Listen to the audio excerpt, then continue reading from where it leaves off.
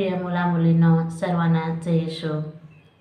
आजच्या हा 9व्या धड्याची सुरुवात आपण एका छोट्याशा प्रार्थनेने करूया.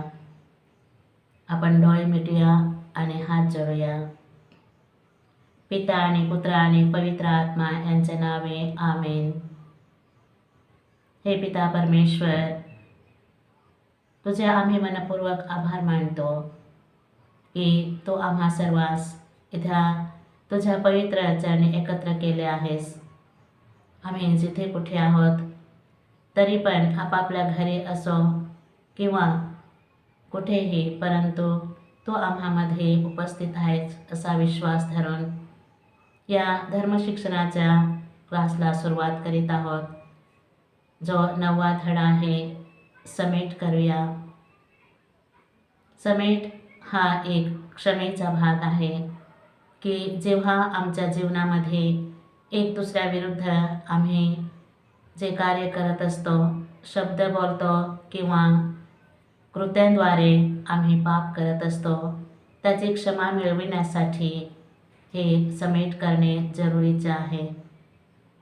त्यामुळे हे पिता परमेश्वर, तुझ्या पवित्र आत्म्याला आम्हावरती पाठवून दे, जेणेकरून लहान सहान गोष्टीमध्ये जे आम्ही एक दुसऱ्यांविरुद्ध झगडा भांडण करतो किंवा दुसऱ्यांना शिव्या शाप देतो किंवा छोटीशी चोरी करतो, हे पण पाप आहे, तुझ्या विरुद्ध आहे. म्हणून तसं न करण्यासाठी आणि आम्हास एक दुसऱ्यांचे गोष्ट ऐकून तुझ्या इच्छेप्रमाणे जगण्यासाठी कृपा दे. विशेष करून आमच्या कुटुंबातीलच आईबाबांसोबत, भाऊ बहिणीसोबत चांगल्या प्रकारे राहण्यासाठी आणि त्याने जर का आम्हाला मार्गदर्शन केले आणि आम्हाला आवडले नाही, कधीकधी आम्ही त्याच्या विरुद्ध जातो. म्हणून प्रभू येशू, आम्हास कृपा दे की आम्ही नेहमी आध्यात्मिक रीतीने आणि क्षमाशांतीने जगावे. हे आमच्या स्वर्गीय बापा, तुझे नाव पवित्र मानले जाओ, तुझे राज्य येवो, जसे स्वर्गात तसे पृथ्वीवरही तुझ्या इच्छेप्रमाणे होवो. आमची दररोजची भाकर आज आम्हाला दे, व जशी आम्ही आमचा अपराध करणाऱ्यांना क्षमा करीतो, तसेच तो आमच्या अपराधांची क्षमा कर, आणि आम्हाला मोहात पडू देऊ नकोस, तर वाईटापासून आम्हाला सोडव. आमेन. पिता आणि पुत्र आणि पवित्र आत्मा यांचे नावे आमेन. सर्वांना जय येशू. प्रिय मुला-मुलींनो, आपणास संत लोककृत शुभवर्तमानात अध्याय 15 वाक्य 11 ते 24 पर्यंत यामध्ये वाचण्यास मिळते की कोणा एका व्यक्तीला 2 मुलगे होते आणि त्याच्यातील जो धाकटा मुलगा म्हणजेच लहान मुलगा तो आपल्या बापाकडे गेला आणि त्याने बाबांना सांगितलं, बाबा, तुमच्या मालमत्तेमधला माझा हिस्सा, माझा वाटा मला द्या. तर बाबाला खूप आश्चर्य वाटले की हा मुलगा अचानक काय म्हणतो. तरी पण त्या बाबाने त्याला समजावून सांगितलं, पण हा मुलगा काही ऐकला नाही. त्याने हट्ट धरून त्याच्या मालमत्तेचा त्याचा हिस्सा तो बाबाकडे मागून घेतला आणि दूर देशी निघून गेला. तिथे गेल्यानंतर त्याला खूप सारे मित्र भेटले आणि त्यांच्यासोबत त्याच्या मालमत्तेचा जो हिस्सा होता बाबांकडून घेतलेला, ते सर्व काही मौज मजा लुटून चैनबाजी करून त्यांच्यामध्ये त्याने पूर्ण संपवून टाकलं. आणि त्याला अशी परिस्थिती त्याच्यावरती आली की त्याला 1 दिवसाचं भोजनसुद्धा मिळण्यास कठीण झालं. तेव्हा तो खूप इकडे तिकडे भटकू लागला, कामाच्या शोधात घरी घरी फिरला, परंतु त्याला कोणीही काम दिलं नाही. परंतु एका श्रीमंताच्या घरी त्याने जाऊन विचारलं कामासाठी, तर त्यांना कोणतं बरं काम दिलं असेल, तर डुकरं चारण्यासाठी त्याला काम दिले. आणि डुकरं चारता चारता त्याला तर भोजन व्यवस्थितपणे भेटलं तर नाहीच, परंतु जे डुकरांना जेवण दिलं जाते त्याच्यातूनच त्याने शोधून जे काही चांगल्या शेंगा असतील ते खाऊन त्याचं पोट भरत होता. असं करता करता त्याला खूप विचार येऊ लागले. तो विचार करू लागला, माझ्या बाबांच्या घरी खूप काही खाण्यापिण्यास आहे, कशाचीच कमतरता नाही. नोकरसुद्धा येतात आणि काम करतात आणि त्यांना भरपूर खाण्यापेक्षाही अधिक मिळते, तर मी का म्हणून इथं राहावं? मी उठून जाईन आणि आमच्या बाबांना सांगेन, बाबा बाबा, मी तुमच्या विरुद्ध आणि देवाविरुद्ध पाप केले आहे. मला तुमचा मुलगा म्हणून नको, परंतु तुमचा एक चाकर, तुमचा एक नोकर म्हणून माझा स्वीकार करा. असा त्याला हा पश्चाताप झाला आणि तो उठून आपल्या बाबांकडे जात राहिला. चालत चालत तो असाच जात राहिला. तर मुलांनो, जेव्हा तो मुलगा रस्त्यावरून चालत चालत आपल्या बाबांकडे जाण्यास निघाला, तेव्हाही तो मनात खूप विचार करत होता आणि स्वतःशी बोलत होता की मी का असं केलं, मी का आमच्या बाबाविरुद्ध जे काही केलं ते माझ्या भल्यासाठी काहीच झालं नाही. मी स्वतः भटकू लागलो आणि माझ्या हातून सर्व काही खर्च झालं, आता माझी अशी परिस्थिती आली.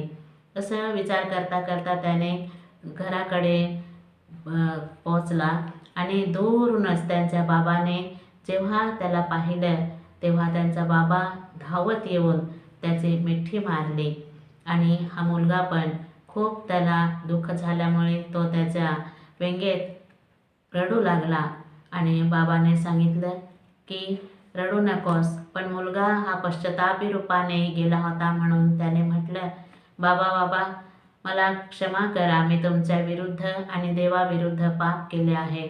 मला तुमचा मुलगा नको, परंतु एक चाकर म्हणून माझा स्वीकार करा. तर बाबाने म्हटलं, त्याने मिठी मारल्यानंतर त्याने म्हटलं, तू माझा मुलगा आहेस, ये आणि आपल्या घरात राहा. आणि त्याने बाबाने खूप चांगल्या प्रकारे त्याच्या प्रेमाने आणि दयाळूने, ममतेने, करुणेने त्याचे आगत स्वागत केले. होय, तर मुला मुलींनो, तुम्ही ह्या आपल्या ओढापुत्राचे गोष्ट ऐकली आहे. तुम्हाला कसं वाटलं हे सर्व ऐकून? बरे वाटले का? नाही ना? दुःख वाटले आणि त्याच्यातच म्हणजे आपण आपल्या बापाविरुद्ध जे काही करतो त्याचं आपल्याला पश्चाताप होतो आणि या दुःखातूनच आपल्याला जो प्रकाशमय मार्ग मिळतो तो देवाकडून असतो.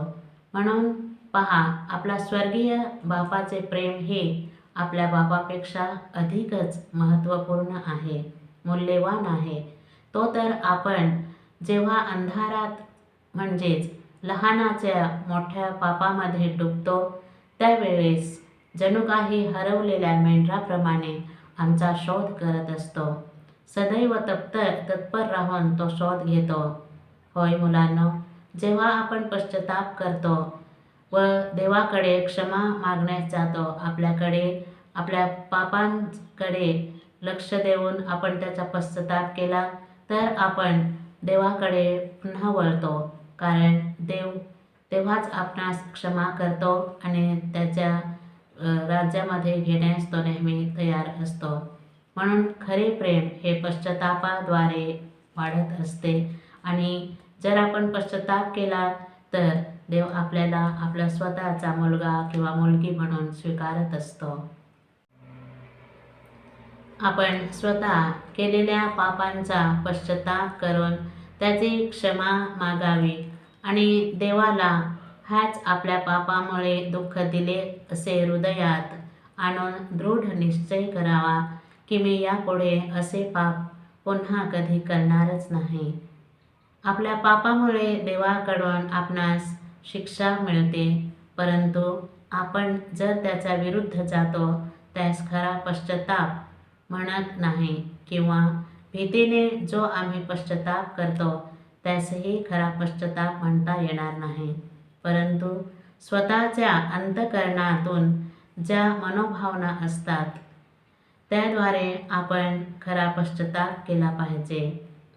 मुलांनो, पाप म्हणजेच प्रेमळ देवबापाच्या आज्ञांचे उल्लंघन करणे आणि दैनिक जीवनामध्ये पालन न करता आपल्यामधील परमेश्वरीय जीवन नाहीसे होते व आपण देवाचे प्रेम मिळवण्यापासून दूर राहतो.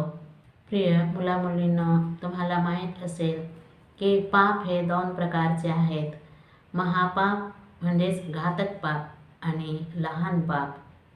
जर लहान पाप गोष्टीमध्ये आपण परमेश्वराच्या आज्ञा मोडल्या तर ते लहान पाप आहे. कोणत्या मोठ्या गोष्टीत आपण आपल्या पूर्ण माहिती आणि संमतीने परमेश्वराच्या आज्ञाचे उल्लंघन केले तर ते सुद्धा लहान पापे आहेत. परंतु जर आपण पूर्ण माहीत व संमतीने गांभीर्यपूर्ण परमेश्वरीय आज्ञांचे उल्लंघन केले असेल तर ते महापाप होय. लहान पाप असो किंवा महान पाप असो, आम्हाला तर पापापासून दूर व्हायचे आहे. प्रत्येक पापापासून आम्हाला मुक्त करण्यासाठी मेलमिलाप म्हणजेच क्षमा शांती हा संस्कार आहे. या संस्काराद्वारे आम्हास जे महापाप आणि लहान पाप यामध्ये आपण क्षमा मिळवून आणि पुन्हा आपले जीवन योग्य रीतीने जगण्यास सुरुवात करत असतो. घातक पापातून मुक्ती फक्त क्षमा शांती संस्कार हा मधूनच होते. पवित्र बलिदानात असलेले मेलमिलाप ही विधी आणि पूर्ण पश्चातापाद्वारे लघुपासून मुक्ती प्राप्त करू शकतो. पाप क्षमा करण्याचा अधिकार येशूने आपल्या शिष्यांना दिला आहे. ज्या कोणाच्या पापांची तुम्ही क्षमा कराल त्याची क्षमा झाली आहे. म्हणजेच आपण व्यक्तिमध्ये एक दुसऱ्यांचे संबंध कसे ठेवतो आणि जर एक दुसऱ्याविरुद्ध जर आपण पाप केले असेल तर आपण पहिलं आपसामध्ये क्षमा मागावी आणि त्यानंतर फादरांच्या जवळ जाऊन जो आपण पाप स्वीकार करत असतो तर आपल्या पापांचे आठवण करून आणि त्यांच्यासमोर प्रकट करणे आणि क्षमा मिळविणे. तसेच ज्या कोणाची तुम्ही तशीच ठेवाल ती तशीच ठेवली जातील. म्हणजे आपण आपसामध्ये जे काही आपल्या दुसऱ्यांच्या विरुद्ध आपण करतो आणि पाप स्वीकार केला नाही तर ती पापे आम्हामध्ये आपल्या जीवनात आपल्या आध्यात्मिक जीवनात सुद्धा तसेच राहतात आणि त्याची कधीही क्षमा होत नाही. हे आपण पाहतो योहान शुभवर्तमान अध्याय 20 वाक्ये 23 मध्ये. या पापांची क्षमा करण्यासाठी येशूने त्यांच्या शिष्यांना अधिकार दिला. तो आजही चालूच आहे. कोणत्या प्रकारे तर प्रभू येशूने आपल्या शिष्यांना जसे बोलावले होते त्यांचे अनुकरण आणि अनुसरण करण्यासाठी जे फादरगण आहेत ते आपले जीवन येशूच्या जागेवर अर्पण करून येशूचे कार्य हे पुढे चालू ठेवत आहेत. तर या शिष्यांना प्राप्त हा अधिकार आजही ख्रिस्त सभेमध्ये उपलब्ध आहे. शिष्यगणांचे उत्तराधिकारी समजले जाणारे गुरुस्वामी व त्यांच्याद्वारे अभिषिक्त झालेले पुरोहिताद्वारे आजही ख्रिस्त सभा पापांची क्षमा प्रदान करीते. मेलमिलाप ह्या संस्कारात पश्चातापाने पाप स्वीकार करताना आपण प्रभू ख्रिस्तासमोरच पाप स्वीकार करतो. तेथे आपण फादर आहेत म्हणून असा आपण विश्वास धरू नये, परंतु प्रत्यक्ष प्रभू येशू त्यांच्यामध्ये उपस्थित आहे. कारण सर्व काही अधिकार त्यांच्या हाती दिलेला आहे. पाप क्षमा करणे, जर आजारी लोक असतील तर त्याला रोगी लेपन करण्यासाठी आणि कोणी जर मरण पावत असतील तर त्यांच्या अंत्यविधी करण्यासाठी फादर लोक मिसा पूजा वगैरे चढवतात. तर असे हे जे कार्य त्यांच्या हाती दिलेले आहेत ते आताही चालूच आहे. म्हणून मेलमिलाप ह्या संस्कारात पश्चातापाने पाप स्वीकार करताना आपण प्रभू येशू ख्रिस्तासमोरच पाप स्वीकार करतो. पुरोहिताच्या स्वरूपात प्रभू येशू ख्रिस्त स्वतःच आमच्या पापांची क्षमा करीतो. परमेश्वर नेहमी आमची वाट बघत असतो की आम्ही परिपूर्ण पश्चाताप करून त्यांच्याकडे परत जावे. जो आमच्या पापांची क्षमा करून आम्हाला परत स्वीकारण्यास इच्छुक आहे. हीच बाब परमेश्वराने आपल्या एकुलत्या एक पुत्राद्वारे म्हणजेच प्रभू येशूद्वारे आम्हाला दिली आहे. यासाठी प्रभू येशू सदैव आमच्या हृदयात दरवाजा ठोकतो आणि म्हणतो, मी येणार आहे. तुमचा जो हृदयाचा द्वार आहे तो खोलून ठेवला तर मी तुमच्या अंतःकरणात प्रवेश करेन. प्रिय मुला मुलींनो, तर लक्षात ठेवा की जेव्हा आपण पाप करतो तेव्हा फक्त आपण देवाविरुद्ध नव्हे तर आपल्या आईबाबांविरुद्ध, आपल्या भाऊ बहिणीविरुद्ध, आपल्या मित्रमैत्रिणींविरुद्ध किंवा जो कोणी आपल्याशी संबंधित असेल अशा व्यक्तीविरुद्ध आपण पाप करत असतो आणि त्यांना दुःख पोहोचवत असतो. तसे होऊ नये म्हणून आपल्या पापांद्वारे त्यांना कधी दुःख पोहोचवले त्याचा आपण पाप क्षमा मिळविली पाहिजे.